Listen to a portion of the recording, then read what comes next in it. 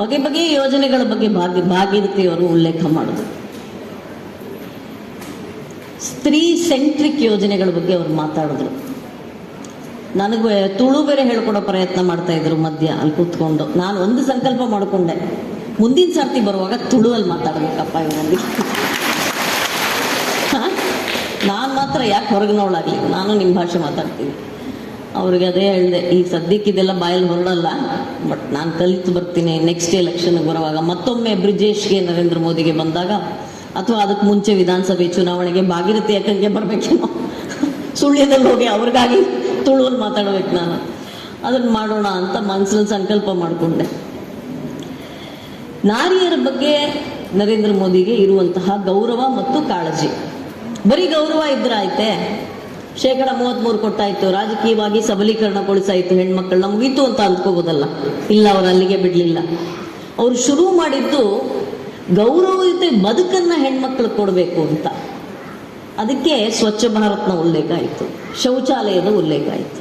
ಅಂದರೆ ಸಾಮಾಜಿಕವಾಗಿ ಹೆಣ್ಮಕ್ಳು ಗೌರವಯುತವಾಗಿ ಬದುಕಿದ್ರೆ ಆಮೇಲೆ ಬೇರೆ ಬೇರೆ ರೀತಿಯ ಸಬಲೀಕರಣ ಅವ್ರಿಗಾಗತ್ತೆ. ಸೊ ಮೊದಲ ಆದ್ಯತೆ ಸಾಮಾಜಿಕ ಸಬಲೀಕರಣ. ಅದರಲ್ಲಿ ಈ ಸ್ವಚ್ಛ ಭಾರತ್ ಥರದ್ದು, ಉಜ್ವಲ ಥರದ್ದು, ಅದೇ ರೀತಿಯಾಗಿ ಈ ಜನ್ಧನ್ ಈ ಯೋಜನೆ. ಹೀಗೆ ನನಗೆ ಸುಮ್ಮನೆ ಈ ಕೂತಿದ್ದಾಗ ಒಂದು ಆಲೋಚನೆ ಬಂತು, ನೋಡಿ ನಾವು ಲೆಕ್ಕ ಹಾಕಿ ನೋಡೋಣ ಅಂತ. ಹೆಣ್ಮಕ್ಳು ಸ್ವಲ್ಪ ಅರಿಥ್ಮೆಟಿಕಲ್ ಚುರುಕಿರ್ತಾರೆ ಅಂದ್ಕೊಂಡಿದ್ದೀನಿ. ಸುಮ್ಮನೆ ಇದೊಂದು ಪ್ರಯೋಗ ಮಾಡಿ ನೋಡೋಣ. ನಾನು ನಿಮಗೆ ತಿಂಗಳಿಗೆ 2,000 ಕೊಡ್ತೀನಿ. 2,000 ಒಂದು ಕೈಯಲ್ಲಿ 2,000 ಇದೆ. ನೀವು ಏನೇನು ಮಾಡಬೇಕು ಅಂತ ನಾನು ಹೇಳ್ತೀನಿ. ಆ 2,000 ಇಟ್ಕೊಂಡು ಮೊದಲನೇದು, ನಿಮ್ಮ ಮನೆಗಳಲ್ಲಿ ಶೌಚಾಲಯ ಕಟ್ಟಬೇಕು. ಶೌಚಾಲಯ ಕಟ್ಟಕ್ಕೆ ಎಷ್ಟಾಗ್ಬೋದು ದುಡ್ಡು? ಸುಮ್ಮನೆ ಒಂದು ಅಂದಾಜು ಹೇಳಿ. ಅಲ್ಲ 2,000, 3,000, 5,000, 10,000 ಗೊತ್ತಿಲ್ಲ. ಯಾಕೆ? 20-25 2,000 ಇದೆ ಶೌಚಾಲಯ ಕಟ್ಟಬೇಕು. 2,000 ಇದೆ ನನಗೆ 5 ಲಕ್ಷದವರೆಗೆ ಚಿಕಿತ್ಸೆಗೆ ಹಣ ಬೇಕು, ಆಯುಷ್ಮಾನ್ ಭಾರತ್. 2,000 ಇದೆಯಲ್ಲ ಮಾಡಿ ಖರ್ಚು. 5 ಲಕ್ಷದವರೆಗೆ ಚಿಕಿತ್ಸೆಗೆ ಹಣ ಬೇಕು. ನನ್ನ ಕೈಲಿ 2,000 ಇದೆ. ನನಗೆ ಔಷಧಿಗಳು ಸುಮಾರು 5,000 ವರ್ತ್ ಬೇಕು. ಈಗ ಹೇಳಿದ್ರಲ್ಲ ಅಕ್ಕ, 5,500 ಸಿಗುತ್ತೆ ಅಂತ, 5,000 ಔಷಧಿ ಬೇಕು. ನನ್ನ ಕೈಲಿ 2,000 ಇದೆ. ನನಗೆ ಉಜ್ವಲ ಗ್ಯಾಸ್ ಬೇಕು. ಗ್ಯಾಸ್ ಬೆಲೆ ಒಂದು ಉಚಿತವಾಗಿ ಕೊಡುತ್ತೆ ಕೇಂದ್ರ ಸರ್ಕಾರ. ಎರಡನೇದು ಒಲೆನೂ ಕೊಡುತ್ತೆ ಸಬ್ಸಿಡೈಸ್ಡ್ ಪ್ರೈಸಲ್ಲಿ. ಒಂದು 4-5 ಸಾವಿರದ ಒಲೆನ 900 ರೂಪಾಯಿ ಕೊಡುತ್ತೆ. ಅದಲ್ಲದೆ ಆ ವರ್ಷವಿಡೀ 500 ರೂಪಾಯಿಗೆ ಸಬ್ಸಿಡೈಸ್ಡ್ ಬೆಲೆಯಲ್ಲಿ ಸಿಲಿಂಡರ್. ಆಯ್ತಾ? ಲೆಕ್ಕ ಏನಾಯ್ತು? ಬಿಟ್ರ ಲೆಕ್ಕ? ಸರಿ ಹೋಗಲ್ಲ ಅನ್ಕೊಂಡ್ರ? 2,000 ಇದೆಯಲ್ಲ, ಮಾಡಿ ಇದೆಲ್ಲ ಆಗಲ್ವಾ? ಆಗಲ್ವಾ? 2,000 ಇದೆ. ಎಲ್ಲ ಮನೆಗೆ ನಲ್ಲಿ ನೀರು ಬೇಕು. ಜಲ್ ಜೀವನ್ ಮಿಷನ್, ಪ್ರತಿ ಮನೆಗೆ ನಲ್ಲಿ, ಕೊಳಾಯಿ ಎಲ್ಲ ಬೇಕು. 2,000 ಇದೆ. ಮಾತೃವಂದನಾ ಯೋಜನೆಯಲ್ಲಿ 5,000 ರೂಪಾಯಿ ಬೇಕು ಮಗು ಮತ್ತು ಗರ್ಭಿಣಿ ಆರೈಕೆಗೆ. 2,000 ಇದೆ. ಕಿಸಾನ್ ಸಮ್ಮಾನ್ ಯೋಜನೆಯಲ್ಲಿ 6,000 ರೂಪಾಯಿ ಬೇಕು. 2,000 ಇದೆ.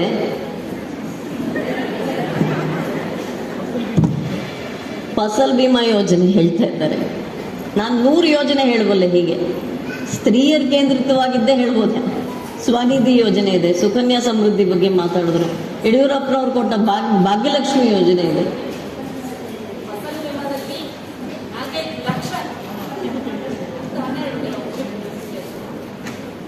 ಯಾವ್ದ್ಯಾವ್ದಕ್ಕೆ ಸಾಲತ್ತೆ?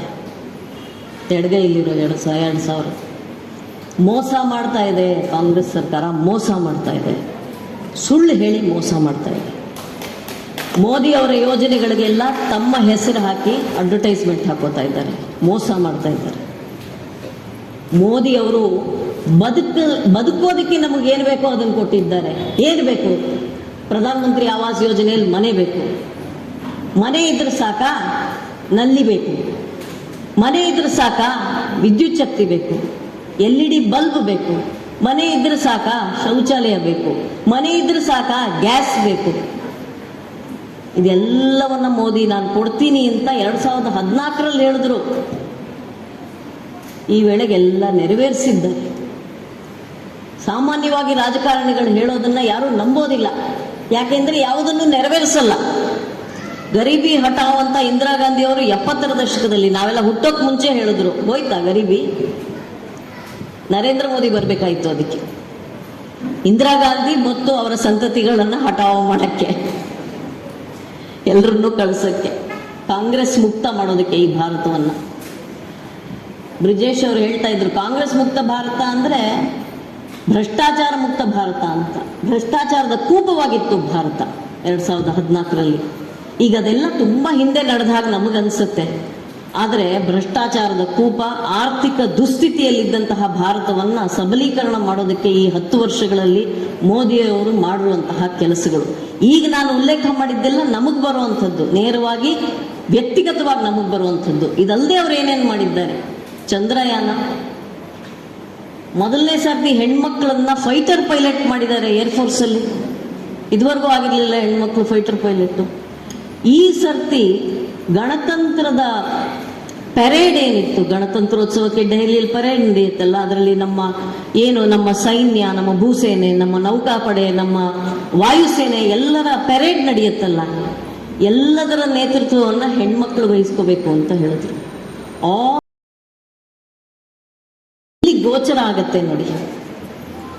ಪ್ರಧಾನಿ ನರೇಂದ್ರ ಮೋದಿ ಅವರು 2014ರಲ್ಲಿ ಪ್ರಧಾನಿ ಆದರು, ಭಾರೀ ಬಹುಮತದೊಂದಿಗೆ. ಇದೇ ರೀತಿಯಾಗಿ ನಾನು ಈ ಭಾಗದಲ್ಲೂ ಓಡಾಡಿದ್ದೀನಿ, ನೀವೆಲ್ಲರೂ ಕೆಲಸ ಮಾಡಿರ್ತೀರಿ.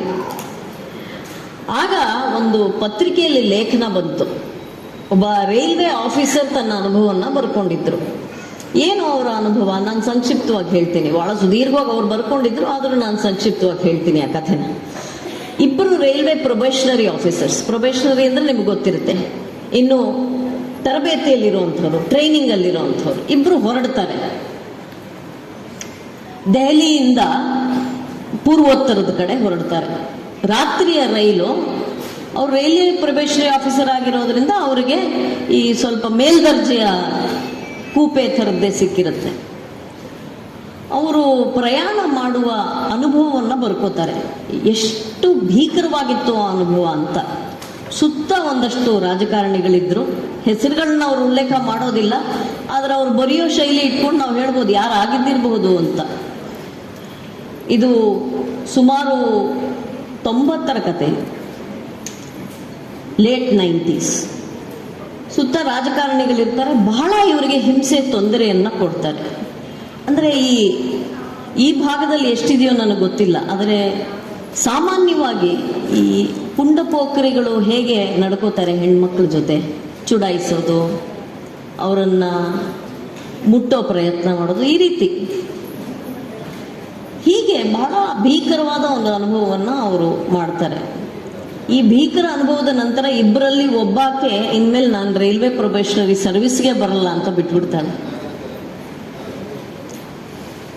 ಮತ್ತೊಂದು ಸರ್ತಿ ಈಕೆಗೆ ಪ್ರಯಾಣ ಮಾಡೋ ಅವಕಾಶ ಸಿಗುತ್ತೆ ದೆಹಲಿಯಿಂದ ಅಹಮದಾಬಾದ್ಗೆ. ಇವ್ರಿಗೆ ಮನಸ್ಸಲ್ಲಿ ಭಯ ಇರುತ್ತೆ. ಮತ್ತೆ ಅದೇ ನಾನು ಹೇಳ್ದಲ್ಲ, ಸೆಕೆಂಡ್ AC ಥರದ್ದು. ಹೋಗಿ ಕೂತ್ಕೋತಾರೆ.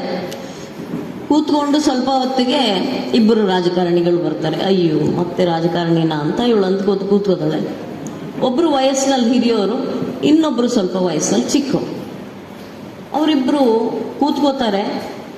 ತುಂಬ ಸಭ್ಯವಾಗಿ ಇವ್ರನ್ನ ಮಾತಾಡಿಸ್ತಾರೆ. ಆಮೇಲೆ ಊಟ ಬರುತ್ತೆ, ಊಟ ತರಿಸಿ ಇವ್ರಿಗೆ ಕೊಡ್ತಾರೆ. ಮಾತಾಡ್ತಾ ಆಕೆಗೆ ಗೊತ್ತಾಗುತ್ತೆ ಇವರಿಬ್ರು ಭಾರತೀಯ ಜನತಾ ಪಕ್ಷದವರು ಅಂತ ಗೊತ್ತಾಗುತ್ತೆ.